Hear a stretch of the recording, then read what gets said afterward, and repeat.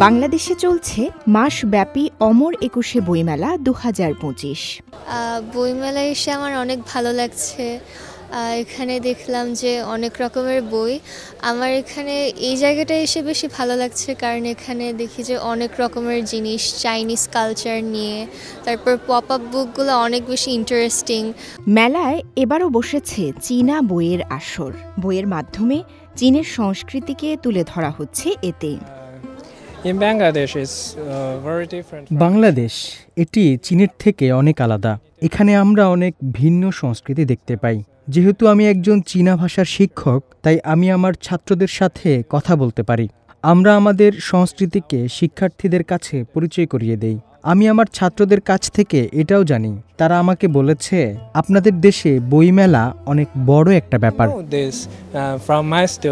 সম্প্রতি বইমেলায় চায়না বুক হাউস নামে চীনা স্টলটি পরিদর্শন করেছেন বাংলাদেশের সংস্কৃতি বিষয়ক উপদেষ্টা মোস্তফা সরোয়ার ফারুকী এবং ঢাকায় নিযুক্ত চীনা রাষ্ট্রদূত ইয়া ওয়েন। বাংলা একাডেমি প্রাঙ্গণে এই বুক স্টল পরিদর্শন শেষে গণমাধ্যমের সঙ্গে কথা বলেন তাঁরা।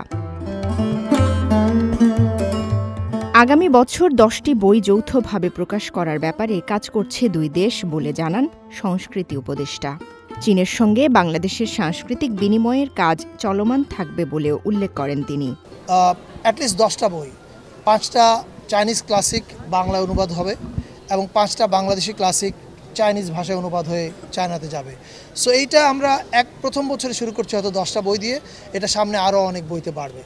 এ সময় সিএমজি বাংলাকে দেয়া বিশেষ সাক্ষাৎকারে বইয়ের মাধ্যমে পারস্পরিক বোঝাপড়া বৃদ্ধির কথা জানান চীনা রাষ্ট্রদূত ইয়া ওয়েন। আমাদের উভয় দেশের জনগণকেই একে অপরের বই পড়তে হবে, কারণ এটি একে অপরকে বোঝার একটি গুরুত্বপূর্ণ উপায়। এরই মধ্যে আমাদের পরিকল্পনা হয়েছে, এমওইউ হয়েছে। প্রতি বছর আমরা প্রায় 10টি বই অনুবাদ করব। আমাদের বই এবং অনুবাদ সহযোগিতার জন্য প্রাতিষ্ঠানিক বিনিময় রয়েছে, যা চীনা এবং বাংলাদেশের জনগণের মধ্যে পারস্পরিক বোঝাপড়া এবং বিশ্বাসকে ব্যাপকভাবে বৃদ্ধি করবে।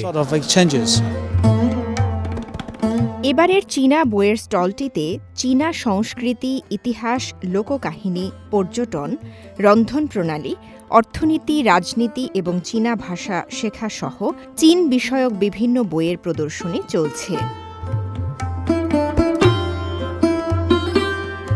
চীনা দূতাবাস তৃতীয়বারের মতো এই বুক স্টলের আয়োজন করেছে এবং এর সহযোগী হিসেবে কাজ করছে ঢাকা বিশ্ববিদ্যালয়ের কনফুসিয়াস ইনস্টিটিউট। অমর একুশে বইমেলা শুধুমাত্র একটি মেলা নয়, এটি বাংলাদেশের মানুষের প্রাণের উৎসব। বাংলা ভাষা, সংস্কৃতি এবং ঐতিহ্যকে ধারণ করে এই উৎসব। রওজে জাবিদ ঐশী, সিএনজি বাংলা, ঢাকা।